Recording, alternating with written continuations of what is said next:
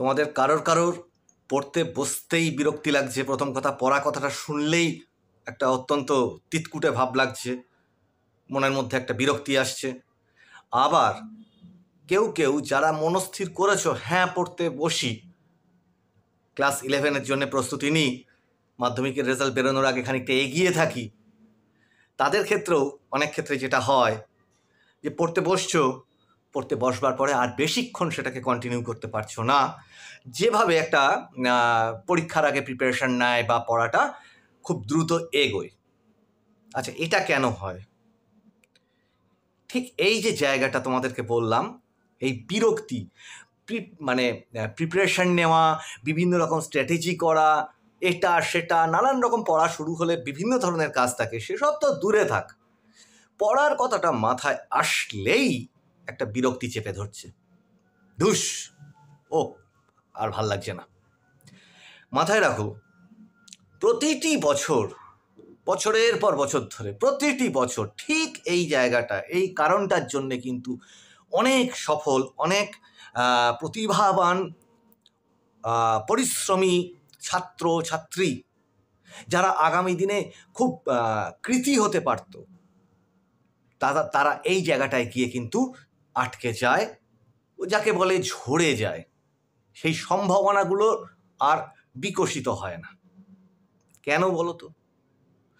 প্রথম কথা হচ্ছে, 10টা বছর ক্লাস 1 থেকে বা তারও আগে যারা নার্সারি থেকে একটা পড়াশুনোর মধ্যে থাকা, এই 10টা বছর পড়া পরীক্ষা, কোচিং, স্কুল, আবার পড়া, আবার পরীক্ষা, এই করে কিন্তু তোমাদের প্রতিটি দিন 24টি ঘন্টা কেটেছে।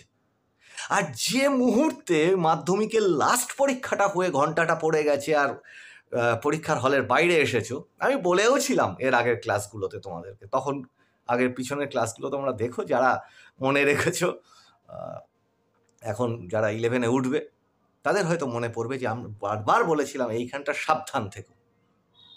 কেন বলেছিলাম? এই পরিবেশটা, এই পরিস্থিতিটা কিন্তু তৈরি হয়, বছরের পর বছর হয়, সব ছাত্রছাত্রীর মধ্যেই হয়, কিছু ব্যতিক্রম বাদে। হ্যাঁ, এবং এই ব্যতিক্রমরা কিন্তু এগিয়ে যায়, এগিয়ে থাকতে পারে। এখন প্রশ্নটা হচ্ছে যে এখানটায় এই বিরক্তিটা কেন লাগে? এই যে 10 বছরের কথা বললাম তোমাদের, এই যে 10 বছর 24 ঘন্টা, একটা খেয়াল করে দেখো, 2-একটা দিন তোমাদের এর মাঝখানে সপ্তাহে বাদ থাকে, কিন্তু প্রতিটি দিন কিন্তু এই পড়া নিয়ে থাকতে হতো। আর যেই ওই মাধ্যমিকের লাস্ট পরীক্ষা হয়ে গেল, একটা মানে মুক্তির আস্বাদ, যেন এই যে পুরো সিস্টেমটা, এই যে পুরো জীবনযাত্রাটা, হ্যাঁ, এই পুরো জীবনযাত্রাটা থেকে তোমাদের যেন একটা স্বাধীনতা হলো, মুক্তি হলো, এই যে ধারণাটা মনের মধ্যে তৈরি হলো, এই ধারণাটাই হচ্ছে আসল জায়গা। কারণ আমি বারবার তোমাদেরকে বলি যে ভাবনাটা আসল, কাজটা কিন্তু পরে। তুমি যদি ভাবনাটা গুছিয়ে নিতে পারো, তুমি যদি ভাবনাতে মোটিভেশন পেয়ে যাও, তাহলে কিন্তু কাজটা তুমি নামবে এবং কাজটায় তখন তোমার সফল হওয়ার চান্স অনেক বেড়ে যাবে। তাহলে এখন কি করা যেতে পারে? এক তো বললাম যে যাদের কিনা ইচ্ছাই হচ্ছে না পড়তে বসতে, তো আর ও পরে হবে, আগে রেজাল্ট বেরোক, তখন দেখা যাচ্ছে কি সাবজেক্ট নেবো মোটামুটি ভেবে রেখে দিই, এই অবধি অন্তত হয়তো অনেকে করছো। আর যারা মোটামুটি ভেবে রেডি হয়ে গেছো, নিয়ে বইটা নিয়ে বসছো, যেগুলো মোটামুটি ভেবে নিয়েছো যে এই সাবজেক্টগুলো নিয়ে আমি এগোতে চাই, ঠিক আছে, তারা বই নিয়ে তো বসছো, কিন্তু বেশিক্ষণ আর পড়তে ইচ্ছে করছে না। 15 মিনিট, আধ ঘন্টা খুব জোর করে, খুব মনস্থির করে একদিন বসলে তো 1 ঘন্টা 2 ঘন্টার বেশি আর সেটা কন্টিনিউ করছে না, যেটা কিনা ইভেন মাধ্যমিকের সময়ও করতো। এটার কারণ একটা তো বললাম, ওই একটা দীর্ঘকালীন এই যে পরিবেশটা। কারণ অধিকাংশ ক্ষেত্রে পড়াশুনোটাকে কিন্তু বেশ একটা মনোরঞ্জনের বিষয় এরকমভাবে হয় না আমাদের সমাজে। সেটা অধিকাংশ সময়ই এই করতে হবে, এক্ষুনি কর, না করলে মারবো, না করলে এই করব সেই করব, নানান কিছুতে ভরা, যেগুলো আমি সমর্থন করি না। পড়াশুনো সবসময় আনন্দের হতে হবে, আর যে তাকে বোঝাচ্ছে, যে ছাত্রছাত্রীকে বোঝাচ্ছে, তাকে ততটা যতক্ষণ না বুঝতে পারে ততক্ষণ পর্যন্ত তাকে চেষ্টা করতে হবে। হ্যাঁ, আমি হয়তো একটা জিনিস পারি না, স্বীকার করতে হবে যে এটা আমি তোমাকে বোঝাতে পারছি না, তুমি বা আমি আর এক জায়গা থেকে শিখে এসে ভালো করে তোমাদেরকে বোঝাবো, হতেই পারে সেটা। কিন্তু ছাত্র আর ছাত্রী যেন আনন্দ পায়। এই যে আনন্দ না পাওয়া দিনের পর দিন ধরে, পড়া মানে হচ্ছে একটা কাজ, পড়া মানে হচ্ছে একটা পরিশ্রম, প্রচণ্ড মানে মাথার চাপের ব্যাপার। এই জিনিসটা হয়েছে বলেই কিন্তু এই মুক্তির আস্বাদের প্রসঙ্গটা এসেছে। আর তা না হয়ে যদি জিনিসটা মনোরঞ্জনকর হতো, আনন্দের হতো, তাহলে কিন্তু এই বিরক্তিটা থাকতো না। তার কারণ এখন তোমরা মনে করছো ওই কাজটা বাদে তো আরো অনেক আনন্দের কাজ আছে, সেই আনন্দের কাজগুলো আমি তাড়াতাড়ি করে নিই। এতদিন তো আমরা সেই আনন্দের কাজগুলো করতে পারিনি। হ্যাঁ, আমি বাধা বন্ধের মধ্যে ছিলাম, এবার এই আনন্দের কাজগুলো যত পারা যায় তত করে নিই। আর ঠিক এই জায়গাটাতেই আমি তোমাদেরকে বলতে চাইছি যে সব থেকে আনন্দ যে জায়গাটা পেতে পারো, সেটা থেকে যদি দূরে সরে যাও তাহলে তো আখেরে তোমাদেরই ক্ষতি। এখন ব্যাপার হচ্ছে যে আনন্দ তোমাকে যদি কেউ এতদিন না দিয়ে থাকে, পড়াটাকে যদি খুব জটিল এবং ভয়ের বিষয় ভাবেই তুমি এতদিন এগিয়ে থাকো, পড়ে থাকো, তাহলে একটু পাল্টাও। এতদিন তো অনেক কিছু হলো, এই মাঝখানে এত সময় মাধ্যমিকের রেজাল্ট বেরোবে, ঠিক আছে, রেজাল্ট বেরোলে তুমি তো আর একটা যে কোনো ধরনের পড়াশোনার মধ্যে বা যে কোনো ধরনের সেটা টেকনিক্যাল এডুকেশন হোক, জেনারেল এডুকেশন হোক, যা হয়তো একটা কিছু করবে বলে ভেবেছো, যেটা নিয়ে আগামী দিনটা পরিকল্পনা করছো। সেটা নিয়ে আমি অনেকগুলো ক্লাস নিয়েছি, সেগুলো একটুখানি দেখে নিও। সাবজেক্ট চুজ করা, কি কি বই তোমরা নিতে পারো, ফ্রিতে পিডিএফ ডাউনলোডের জন্য আমি অপশান দিয়ে দিয়েছি ক্লাসগুলোতে, সেগুলো একটু দেখে নিও, ঠিক আছে। কিন্তু এখন তোমাদের যেটা বলবো, একটা বিশেষ উপায়, এতদিন অনেককে ভরসা করলে, এবার নিজের ওপর ভরসা করো। এবার নিজের ওপর ভরসা করা অর্থে কি বলতে চাইছি, দেখো, একটা ভিডিও দেখতে মানে যেটাই তুমি আনন্দ পাও, তোমার কিন্তু বিরক্তি লাগে না। একটা সিনেমা হোক, একটা গেম হোক, একটা বেড়াতে বেরোনো হোক, এগুলোতে কিন্তু তোমাদের আর বিরক্তি লাগছে না আর, কারণ এগুলো তোমরা এতদিন করতে চেয়েছো, পারোনি হয়তো। হ্যাঁ, তাহলে এবার দেখো যে যেটা নিয়ে তোমাকে আগামী দিনে এগোতে হবে, সেটাও যদি ওই আগের মতনই বিরক্তিকর থেকে যায়, তাহলে তুমি আগামী দিনে এগোবে কি করে? ছোট্ট করে পজ দিলাম এই কারণে যে এইটা নিয়ে একটু ভাবো। তাহলে যেখানটা আমার বিরক্তি ছিল, দেখি সেটাকে কিভাবে তার মধ্যে থেকে আনন্দ পেতে পারি কিনা। হ্যাঁ, এখানে কৌশলটা হচ্ছে যে আমি যে জায়গাটাতে সাবজেক্ট চুজ করবো আমি ভাবছি, সেই সাবজেক্টের আমি কিছু বই জোগাড় করি, পুরনো বই, পুরনো দাদা বা দিদিদের কাছ থেকে, যারা উঁচু ক্লাসে উঠে গেছে তাদের কাছ থেকে কিছু বই জোগাড় করি, যেটা আমি নেব ভাবছি। সেই বইগুলো আমি তো প্রি সিজন অনেককে করতে বলেছি, আমি আজকের ক্লাসটা বলছি যারা সেটা করনি, এখনো শুরু করনি, এখনো ভয় পাচ্ছ, বিরক্ত লাগছে, আচ্ছা ঠিক আছে দেখা যাক, সেই তাদের জন্য বলছি এই বইগুলো নিয়ে একটু উল্টে পাল্টে দেখো।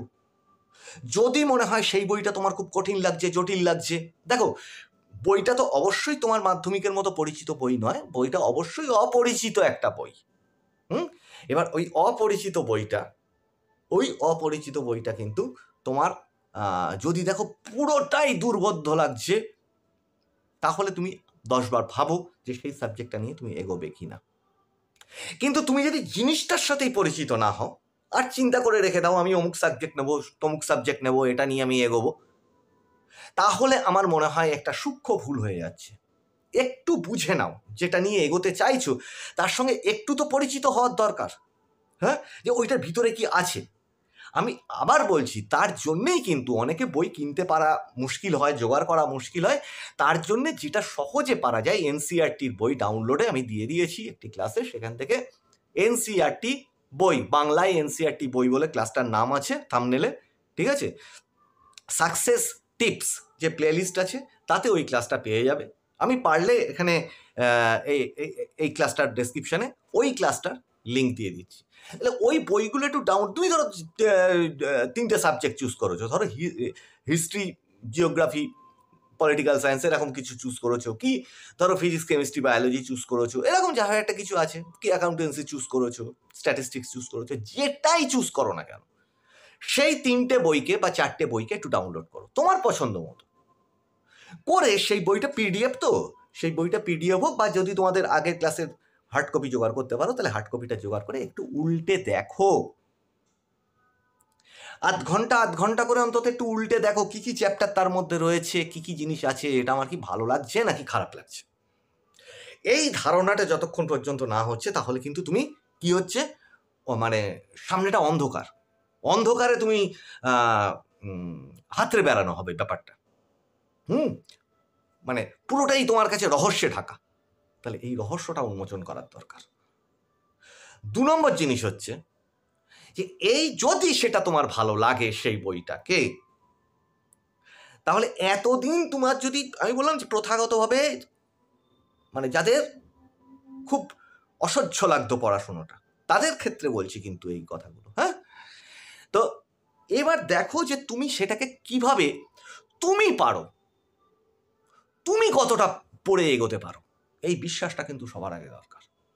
ওই জায়গাটা নিজে পারা, নিজে বইয়ের পাতাগুলো পড়ে বুঝতে একটু একটু হলেও তো বুঝতে পারবে। সেটা বুঝতে যদি এতটুকু বুঝতে পারো, তোমার মনের মধ্যে একটা অদ্ভুত আনন্দ আসবে, যে আনন্দটা আমি গ্যারান্টি দিলাম তুমি কোনো দিন পাওনি, কোনো দিন কোনো কিছুতে পাওনি। যে সাবজেক্ট, নতুন সাবজেক্ট, হ্যাঁ, হয়তো তুমি এতদিন ক্লাসে ভালো রেজাল্ট করতে পারোনি, হয়তো তোমার মাধ্যমিকের রেজাল্ট নিয়েও তোমার সন্দেহ আছে, কিন্তু এবার চলো একটু উল্টে দেখি কি হয়, পুরো ব্যাপারটাকে একটু অন্য রকমভাবে এগোনোর চেষ্টা করি। এই যে বইগুলো আছে একটু উল্টে উল্টে পড়ার চেষ্টা করে নিজে বোঝার চেষ্টা করো, ঠিক আছে? সঙ্গে ইউটিউব ভিডিও বিভিন্ন আছে, সেগুলো সেই সাবজেক্টের উপর দেখার চেষ্টা করো। এই যে নিজের চেষ্টা, অন্যের ওপর ভরসা ঠিক আছে, কোচিং করবে, স্কুল করবে, সব ঠিক আছে, তারা বুঝিয়ে দেবেন, এটা ঠিক আছে। এবার যখন তুমি নিজে যদি চেষ্টাটা করতে থাকো, তোমার মনের মধ্যে এতদিন যেটা হয়নি সেটা হবে। সেটা হচ্ছে অদ্ভুত আত্মবিশ্বাস, অদ্ভুত একটা আনন্দ হবে, যে আনন্দটা তুমি কোনো কিছু, এতদিন যা কিছু খেলা জিতেছো, অমুক জিতেছো, তমুক আনন্দ হয়েছে, কোনো কিছুতে এই আনন্দটা পাবে না যদি সেই সাবজেক্টটা একটা একটা করে চ্যাপ্টার তুমি নিজে নিজে নিজে নিজে বোঝবার চেষ্টা করে বুঝতে পারতে থাকো, জানবে। তবে ওই সাবজেক্টটা নিয়ে তুমি এগোতে পারো এবং তবে তুমি আগামী দিনে ওই সাবজেক্টে খুব সফল হতে পারো।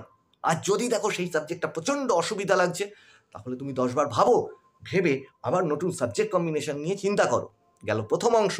দ্বিতীয় অংশ, নিজে যদি চুজ করে থাকো সাবজেক্টগুলোকে, তাহলে সাবজেক্টগুলো কি করো, একটা খাতা নাও, একটা খাতা নিয়ে সেই খাতাটাতে ধরো 3টে বই আছে, তো 3টে বইয়ের সূচিপত্রে দেখবে প্রত্যেকটি চ্যাপ্টারের নাম লেখা আছে। কি 4টে বই আছে ধরো, ঠিক আছে, 3টে মেন সাবজেক্ট, একটা ধরো ওই যে অপশনাল যেটা থাকে, মানে 4টে সাবজেক্ট নিতে হয়। এই 4টে সাবজেক্টের মধ্যে থেকে যত চ্যাপ্টার আছে তার মধ্যে মেন 3টে সাবজেক্ট যেটা নিয়ে তুমি টার্গেট করছো, ঠিক আছে, এই মেন 3টে সাবজেক্টে যতগুলো চ্যাপ্টার আছে একটা খাতার মধ্যে পরপর 1, 2, 3 করে একটা খাতায় লেখো, ঠিক আছে? ধরা যাক যে হিস্ট্রি বইয়ের যতগুলো চ্যাপ্টার আছে লিখলে, 1, 2, 3, 4 করে 20 নম্বরে আসলো, থেমে যেও না, 21 নম্বর থেকে তুমি জিওগ্রাফিটার চ্যাপ্টারগুলোর নামগুলো পরপর লিখতে থাকো। আমি বললাম কি, এগুলো তুমি একটু উল্টে পাল্টে, যাদের বইগুলো দেখা হয়ে গেছে তাদের জন্য বলছি। হ্যাঁ, এইবার কি করো, এইখানেই হবে তোমার পরিকল্পনাটা, নেক্সট পরিকল্পনা, যে এইখানে দেখবে যে এতগুলো আমার, তাহলে কি হলো, সারা বছরে এতগুলো চ্যাপ্টার, এই চ্যাপ্টারগুলোকে আমাকে শেষ করতে হবে। তার জন্যে শর্টকাট স্টাডি, স্মার্ট স্টাডির বিভিন্ন ধরনের টিপস এবং কৌশল আমার দেওয়া আছে, সেই ক্লাসগুলো তুমি দেখেও নিতে পারো। আর সারাটা বছর আমি তোমাদের সঙ্গে এই ধরনের বিভিন্ন রকমের কি বলবো মেন্টরশিপ নিয়ে আমি তোমাদের সঙ্গে হাজির থাকবই সব সময়। আর ওই চ্যাপ্টারগুলো একটা একটা করে ধরে যদি তুমি এগোতে থাকো, দেখবে এতগুলো যদি চ্যাপ্টার হয়, 3টে বইতে আমি ধরেই নিলাম 3 × 20 60খানা যদি চ্যাপ্টার হয়, আচ্ছা 30টা করে যদি চ্যাপ্টার হয়, 3 × 30 = 90টা চ্যাপ্টার, আর দিন সংখ্যা কত, 365টা দিন, ঠিক আছে? তাহলে এইবার আমাকে ভাগ করতে হবে, তাহলে 4 নং 36, মানে 4টে করে দিন যদি আমি এক একটা চ্যাপ্টারে দিতে পারি, তবেই কিন্তু আমি কমপ্লিট করতে পারবো। তাহলে 4 দিন করে তো এক একটা চ্যাপ্টার দেওয়া প্রয়োজন হবে না, কোনো চ্যাপ্টার তোমার আগে শেষ হবে, কোনো চ্যাপ্টার তোমার পরে শেষ হবে। কিন্তু এইবার বুঝে নাও, যদি তোমার গন্ডগোলটা কোথায় হয় বলো তো, যে এই যে তুমি গুনে নিলে যে 90টা আমার চ্যাপ্টার, ইংরাজি বাংলা সঙ্গে যোগ করলে আর একটু বেশি হয়ে যাবে, ঠিক আছে? তাহলে 360 দিন বছর পরীক্ষা এসে যাবে। কিন্তু এই যে 4টে করে দিন ভাগে পড়লো প্রত্যেকটি চ্যাপ্টারে, 15 দিন যদি তুমি কিছু না করে কাটিয়ে দাও, আবার 10 দিন যদি কিছু না করে কাটিয়ে দাও, তাহলে সেই দিনগুলোর ঘাটতি পুরো চাপ হয়ে পরীক্ষার সামনে গিয়ে হাজির হয় এবং তোমার কোর্স আনফিনিশড থাকে, সম্পূর্ণ হয় না, ঠিক আছে? এই যে পুরো চিত্রটা যদি তুমি এই খাতার মধ্যে পেয়ে যাও এবং দিন সংখ্যা পেয়ে যাও এবং ওই চ্যাপ্টারগুলো খুলে যদি দেখো যে হ্যাঁ আমার একটু আনন্দ লাগছে, তবে কিন্তু তোমার এবার অন্য কাজ ছেড়ে দিয়ে একটু একটু করে পড়তে বসতে ইচ্ছা হবে। কোনো কিছুর ওপর ভরসা করো না, শুধু নিজের ওপর ভরসা রাখো যে আমি এটাকে নিয়ে এগোতে পারবো কিনা। আর যেই সেটা বুঝতে পারবে যে হ্যাঁ এই সাবজেক্ট আমি বুঝতে পারছি, ধরা যাক ইতিহাস নিয়েছো, পাতাগুলো চ্যাপ্টারগুলো উল্টে দেখলে ইয়েস এগুলো তো আমি বুঝতে পারছি, প্রশ্ন উত্তর নম্বরে সব ভুলে যাও, আগে জিনিসটা তোমার ভালো লাগছে কিনা দেখো, ঠিক আছে? আর যে জিনিসটা জটিল লাগছে সেটা নিয়ে কিন্তু 10 বার ভাবো, প্রয়োজনে কনসাল্ট করো, ঠিক আছে? আর যেটা বুঝতে পারছো না, আবার বলছি, সেটা নিয়েও কিছু ইউটিউব ভিডিও দেখো, বিভিন্ন ক্লাস আছে সেগুলো দেখো, দেখে দেখো হ্যাঁ যেটা আমার এতক্ষণ জটিল লাগছিল সেটাও কি আমি পারবো, এবার তোমার সহজ লাগছে। কাজেই কঠিনকে সহজ করে নিতে হবে তোমাকে, ঠিক আছে? তবে তোমার আনন্দটা লাগবে। আর এই কাজটা যদি তুমি নিজে করো তাহলে সব থেকে বেশি এগিয়ে যাবে তুমি, এবার পড়তে বসতে ইচ্ছে হবে, হ্যাঁ? আর তখন ওই আচ্ছা পরে থাক, পরে হবে, এই সমস্ত জিনিসগুলো মনে হবে না। এগুলো তো গেল একদম প্রাথমিক কৌশল বললাম তোমাদের। এর সঙ্গে একটা খবর দিয়ে রাখি, সেটা হচ্ছে লাইভ ক্লাস, লাইভ সেশন, একদম কি বলবো, হাতে ধরে তোমাদের বিভিন্ন সাবজেক্টগুলোকে বুঝিয়ে দেওয়া, পরীক্ষার বিভিন্ন প্রশ্নগুলো নিয়ে আলোচনা করা, study tips, exam tips, notes, short notes, বিভিন্ন প্রশ্নের উত্তর, হ্যাঁ, এগুলো সমস্ত জিনিস তোমাদেরকে দেওয়ার জন্যে মেম্বারশিপটাকে চালু করছি। এবং তোমাদের এই পুরো জিনিসটা কতটা লাইভ সেশনে আমি মনোরঞ্জনকর করতে পারি, কতটা সুন্দর করে আমি বোঝাতে পারি, সেই কারণেই একটু বেশি পরিশ্রম যাচ্ছে আমার, এবং সেই কারণে দুটো একটা দিন আমার এই তোমাদের এই যে সন্ধ্যাকালীন বা যে ক্লাসটা নিই সেটা একটু গ্যাপ পড়েছে, ঠিক আছে? তো এবার থেকে সবই চালু থাকবে, মেম্বারশিপটা খুব দ্রুত চালু হয়ে যাবে। আমি কি কি মেম্বারশিপের ফিচার থাকবে, মানে কি কি জিনিস তোমরা পাবে, হ্যাঁ, সেগুলো আমি সব বলে দেবো, সেই অনুযায়ী তোমাদের পছন্দ অনুযায়ী তোমরা সেগুলোকে ডিসিশন নেবে। আর বললাম সব বিরক্তি ছেড়ে দাও, পিছন ভুলে যাও, এবার শুরু করো, ঠিক আছে? তাহলে আজকের ক্লাসে এই পর্যন্ত। আমি প্রবীর রায়চৌধুরী তোমাদের সঙ্গে ছিলাম। পুরনো ছাত্রছাত্রী যারা আছো তো তারা তো জানোই, নতুন ছাত্রছাত্রী যারা এসছো দ্রুত ক্লাসটাকে সাবস্ক্রাইব করে নাও, নোটিফিকেশন অন করে নাও, সামনে খুব ইন্টারেস্টিং সমস্ত ক্লাস, আনন্দ, সমস্ত কিছু, বিভিন্ন রকম জিনিস সহজ করবার বিভিন্ন কৌশল, সেগুলো নিয়ে আগামী ক্লাসগুলোতে আসছি, সেটার দিকে নজর রাখো। আর তার মাঝখানে পিছনের ক্লাসগুলো দেখে নাও। আজকের ক্লাসে এই পর্যন্ত, তোমরা সবাই ভালো থেকো।